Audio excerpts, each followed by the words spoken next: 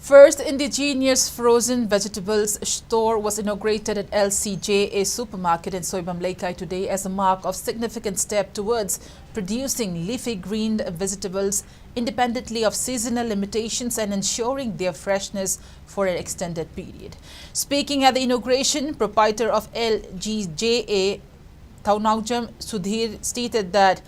the primary objective behind producing frozen vegetables is to offer a wide variety of vegetables abundantly regardless of season.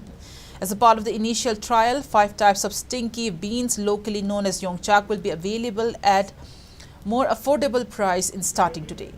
The initiative aims to maintain the freshness of products so that they can be made available even after the typical growing season. Additionally, the next target is to produce a type of young bamboo shoot locally called usoi even after its usual season. Sidhur highlighted the necessity of producing frozen vegetables, citing the lack of cold storage facilities for vegetables in Manipur. With many economically disadvantaged families in the state, leafy vegetables often spoil quickly and cannot be sold. Hence, the store buys vegetables and stores them to supply during off seasons, ensuring accessibility for the community.